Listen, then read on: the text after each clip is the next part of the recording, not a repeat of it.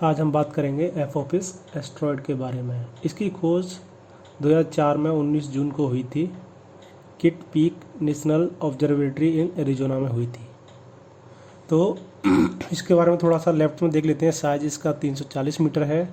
Distance इसका 2.08 astronomical unit है अर्थ से, और इसका वेग कितना है 29.98 किलोमीटर पर सेकंड। और इसका पीरियड ऑफ रोटेशन 30.4 है, और सोलर का पूरा रोटेट करने के मतलब रिवोल्यूशन लगाने के लिए इसको 34 डेज लगते हैं। और ये एक्स्ट्रा इन्फॉर्मेशन है जो कि एस्ट्रोनॉमिकल पीपल के यूज़ में आती हैं।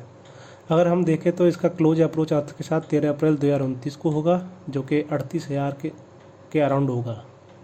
मतलब अर्थ सरफेस से 38,000 किलोमीटर के अराउंड होगा। लेट्स सी, अब आगे हम इसके बारे में थोड़ा सा और जानकारी कर लेते हैं कि इसका क्लोज अप्रोच कैसा होगा, कैसे मतलब क्लोज अप्रोच वाली ऑब्जेक्ट्स रहती हैं और कौन से सैटेलाइट इस पर ध्यान रखते हैं।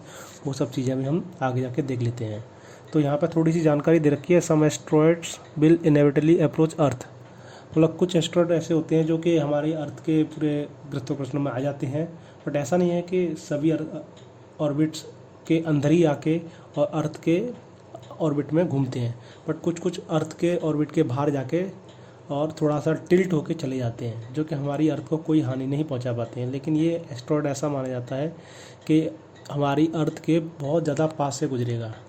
अगर हम एक सिमुलेशंस देखें तो यहाँ पे एक सिमुलेशन है, उसको हम थोड़ा सा चलाते हैं वो बता देगा आपको कि कितना पास से गुजरेगा। ये देखिए, आप अभी डिस्टेंस देखिए कैसे कम होता जा रहा है, और नीचे आप ऐसे डेट भी देखते जाइए, जो कि मैं आपको आगे दिखा दूंगा जो डेट कैसे नियरेस्ट आते जाएगा। तो अभी देखिए डिस्टेंस कैसे कम होता जा रहा है। और जो ओसिरिस अपेक्स है वो एक सैटेलाइट है जो हमेशा एपोफिस पे नज़र रखता है।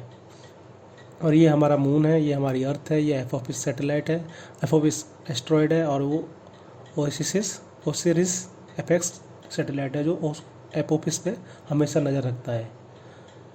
देखिए डिस्टेंस कम होते जा रहा है हमारे अर्थ सरफेस से। अभी 1 लाख के अराउंड बचा है और कम होगा। और सबसे बड़ी बात क्या है कि हम जब ये 2029 में निकलेगा ना, तो हम इन्हें बिल्कुल नंगी आँखों से देख सकते हैं। तो ये बहुत बेहतरीन नज़ारा होगा। और इसके अर्थ से टकराने के चांसेस अराउंड 1 to 2% ही हैं, तो हमें इससे कोई ज़्यादा खतरा नहीं है। बट फ्यूचर में कैसे इसका अदर गुरुत्वाकर्षण से टिल्ट होता है या ग्रेविटेशनल फोर्सेस से कैसे टिल्ट होता है, उस पर भी डिपेंड करता है। तो हमारा ओसिरिस अपेक्स ये सब देखता रहता है कि कितना इफेक्ट पड़ रहा है इस पर, कितना टिल्ट हो रहा है, कितना मतलब स्पीड में चेंजेस आ रहे हैं, वो सब देखता रहता है। अभी तक तो ऐसा जाना जाता है कि 100-150 साल तक हमारे अर्थ से कोई भी एस्टेरॉयड नहीं टकराएगा, और आगे टकराएगा भी तो हमारे साइंटिस्ट कुछ न कुछ करके उनका डायरेक्शन चेंज कर देते हैं। अभी ये सिमुलेशन 15 अप्रैल 2029 तक ही था। अभी आगे थोड़ा और जानकारी ले लेते हैं। What is the near earth object, ये सब आप आइस नासा का जो वेबसाइट है उस पर जाके पूरा सब चीज़ देख सकते हो। तो what is a potentially hazardous object, जो हमारे अर्थ के जो एक बेल्ट रहता है, कोई 140 मीटर्स का जो रहता है वो बेल्ट रहता है, उसके आसपास से अगर गुजरता है तो हम लोग उसको एज ए हजार्डस मान लेते हैं। तो उसी को दिखाने के लिए मैंने ये वीडियो बनाया है। और देखिए अभी प्रेजेंट में देखें तो ऐसे एपोफिस हो रहा, और सन हमारा बीच में है, और ओसिरिस अपेक्स सैटेलाइट देखिए कितना दूर है। और जैसे जैसे वो उसका टिल्ट होगा डायरेक्शन दोनों का, तो बहुत ही नज़दीक से गुजरेगा अर्थ के, क्योंकि इनका एफेलियन जो जिस पे जो घूमते हैं ध्रुव पे, वो अलग अलग है, इसलिए ये टकरा सकता है। तो अभी हम थोड़ा सा इसमें टाइम इंक्रीज करके दिखा देते हैं आप लोगों को कि जैसे कैसे ये कितना तेज़ आएगा और कैसे गुजरेगा। देखिए अभी देखिए मैंने टाइम बढ़ा दिया है 2024 से, अभी धीरे धीरे टाइम बढ़ रहा है। देखिए 2025 हो गया 2026 हो गया, और 2026 दिसंबर 2027 हो गया। और इसमें लिखा हुआ भी है कि ये 19 जून 2004 को ये डिस्कवर हुआ था एंड ऑल। तो हमें ये सब जानकारी नासा आइस पे मिल जाएगी आराम से, और हम लोग अगर कई न्यूज़ वगैरह भी देखते हैं तो उस पर भी आराम से मिल जाएगा।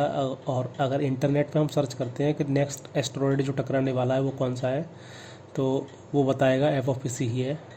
ये थोड़ा आगे चला गया, थोड़ा पीछे कर देते हैं हम लोग, और थोड़ा इसको जूम इन भी कर लेते हैं। देखिए हमारी अर्थ के पास से कैसे गुजरा है। थोड़ा इसको और थोड़ा आगे कर लेते हैं क्योंकि ये थोड़ा बहुत ज़्यादा फास्ट हो गया है। हाँ देखिए कितना पास से गुजर रहा है अर्थ के। थोड़ा सा पीछे करके और थोड़ा सा जूम करना पड़ेगा, मुझे लगता है थोड़ा सा तो जूम करना पड़ेगा।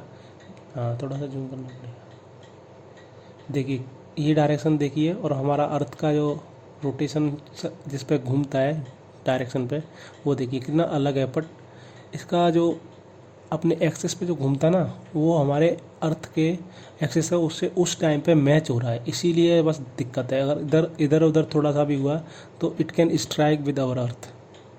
तो इसी बात को लेके साइंटिस्ट थोड़ा चिंतित रहते हैं, और वही वजह है कि ओसिरिस एपेक्स को छोड़ा गया है उसकी हमेशा एकदम निगरानी रखने के लिए। तो ये उतना बड़ा नहीं है बट अर्थ को ख़त्म कर सकता है, क्योंकि जब टकराएगा तो इतनी धूल निकलेगी कि हमारे सन की जो सनलाइट है ना वो अर्थ पर रीच ही नहीं करेगी। तो सारे प्लांट एनिमल सब मर जाएंगे, किसी को सनलाइट ही नहीं मिलेगा। Everything will be wiped out. So if it strike that will be very very dangerous. वैसे ज़्यादा बड़ा है नहीं, पर इम्पैक्ट बहुत ज़्यादा बड़ा होगा क्योंकि स्पीड बहुत ज़्यादा है ना अकॉर्डिंग टू सन, और सन की तो स्पीड पता ही है आप लोगों को। तो यही है। Thank you.